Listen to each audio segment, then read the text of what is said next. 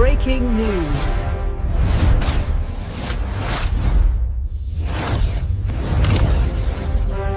मधु आम संगे तुम कथा काଣା कहमी बाबा मत जिते पाखे है से भल हवा बोल शुण गोटे जिन मुई जिते पाखे है तो मत से भल बुझले कि नहीं मुई मत पीसी सबुदिन पीमी मोर प्रिंसिपल मला पर्यटन पीमी बोले मत टे पाक पड़ा मुई रजामुड़ा नु आईसी रामपुर के जगह पीऊली इना पीमी मोर काम सरला फ्यूचर लगे बहुत किसी कर दी चिंता करो ना अन्य मोर चिंता मोर पिला चिंता नहीं कर अन्य पिला चिंता क्या करमी बोले है तो माने ओएस सब पछे सामना रे इने एफएल सब होचे का करमु पाके आला टिके हमके जल्दी पाखे पहुंची जिमु पाइमु पीमु काम सरला मद दुकान खोलिबाकू नै मालिकंक नुआ चतुरता सरकारी नियम को फू करी उड़ाई देले मद दुकान मालिक कागज पत्र रे दूरता बढ़ाइबा पई सीधा रास्ता को बुलाई बकर करदेले एभली एक संगीन अभियोग आसी कलाहांडी जिला मदनपुर रामपुर अंचल लटरी माध्यम मिलता एक नूतन मद दुकान निर्माण को नहीं स्थानीय अंचल में तीव्र जन असंतोष प्रकाश पाई जातीय राजपथ ठारू मात्र 100 मीटर दूरतार चली निर्माण काम जहां नहीं प्रशासनिक भूमिका उपरे एबे सृष्टि होइछि प्रश्नवाची।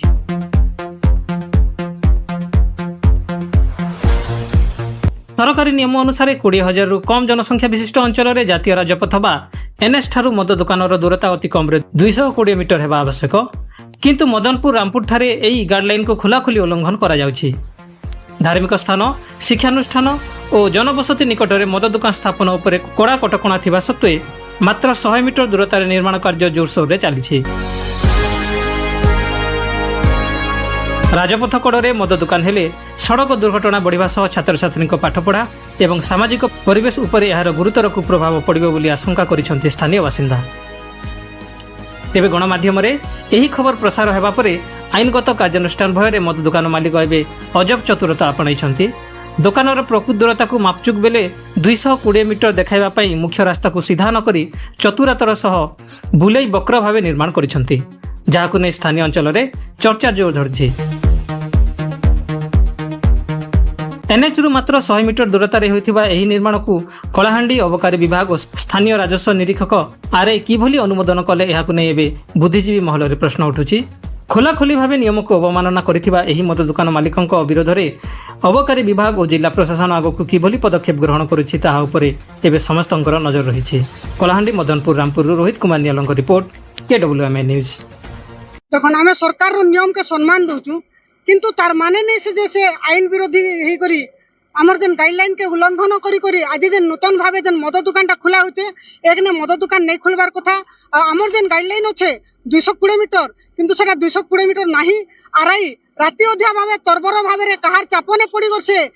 रिपोर्ट देइछन सेटा पुणी थरे तदंत हो आउ जेन आज जेन इटा जेन रास्ता ने थाई कर जेन मद दुकान टा खुला होचे वर्तमान आपण मान देखि पारछन जेसीबी लागी करी निके आग्रो न्यूज प्रसारण होला परे आज जेन रास्ता टा फेर थरे बुले बंके कर करा होचे सेटा सरकार सेति प्रति के दृष्टि दियन आउ ई जगह ना हमें मद दुकान के विरोध नहीं करबार किंतु स्थानांतरित हो से माने जेने भी करन किंतु एनएच के लागी कर जेहेतु होचे इने प्रतिदिन स्कूल छुआ माने जाउछन जास करछन ट्यूशन जाउछन संध्या रे तो से माने ई मद दुकान के स्थानांतरित करन आमे सेटा का ये करछु जदि स्थानांतरित नहीं हुए आगामी दिन ने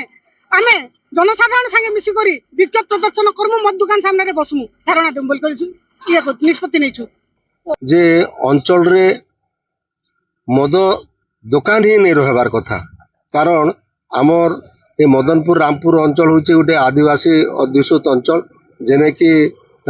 शतकड़ा 85% गरीब लोग बसवास करुचन आउ साधारणतः गरीब लोग ही मद के डेली पीउचन आउ एबे ये जेन विदेशी मद दुकान हेबार द्वारा मोर जानबार रे अंचल जितकी युवक शिक्षित युवक से माने पथभ्रष्ट हो जाउचन आउ घरे बापा माँ को विभिन्न प्रकार अत्याचार करुचन ताकन पैसा नहीं गिरी से मद दुकान जाउचन जेहेतु सरकार गाइडलाइन रे अच्छे एनएच रे 220 मीटर परे हेबार कथा तेणु मोर मतरे तो मद भाटी ही नहीं रहबार कथा मद कुटी ही नहीं रहबार कथा इने प्रश्न उठुचे जे सरकार किछि राजस्व पाउचे सत कथा किंतु जे साधारण लोकंकर राजस्व तांकर पॉकेट रु केते अर्थ जाउचे ताके भी सरकार तदंत करबार कथा ताके भी ଅନୁଧ୍ୟାନ କରବାର କଥା। ଆଉ ଯେହେତୁ ଗରିବ ଲୋକଙ୍କର କାଜେ ସରକାର ବିଭିନ୍ନ ପ୍ରକାର ଯୋଜନା ତିଆରି କରୁଛେ, ତେଣୁ ବିଭିନ୍ନ ପ୍ରକାର ଯୋଜନାରେ ମୂଲ୍ୟ କିଛି ନେଇ ନା। ଯଦି ଏଇ ଯୋଜନା ମାଳ ମାଳ ହଉଥିବା ଇଆଡେ ଲୋକ ତାଙ୍କର ପରିବାର ଲୋକ ଯେତିକି ରୋଜଗାର ହଉଛି ସବୁ ପଇସାକେ ନେଇକିରି ମଦ କୁଟି ପାଟିରେ ଦେଇ ଦଉଥିବେ, ତାହେଲେ ଲୋକ ଯେତେ ବି ପରିଶ୍ରମ କରିବେ ତାଙ୍କର ପରିବାରର ଆର୍ଥିକ ସଚ୍ଛଳତା କେବେ ବି ନେଇ ଆସିପାରେ। ତେଣୁ ମୁଇଁ ଆପଣମାନଙ୍କର ମାଧ୍ୟମରେ ସରକାରଙ୍କୁ ମୁଇଁ ନିବେଦନ ରଖିବି ଯେ ଯାହା ମଦ ଭାଟି କୁଟି ଯାହା ଅଛେ ସରକାରର ନୂଆ ମଦ ଦୋକାନ ନେଇ ହେବାର କଥା। ଆଉ ସରକାରର ଗାଇଡଲାଇନ ଭିତରେ ଯଦି ବି ହଉଛେ ତାକେ ଦୃଢ ପଦକ୍ଷେପ ନେବାର କଥା ଆଉ ତାକେ ବର୍ଜନ କରାଇବାର କଥା।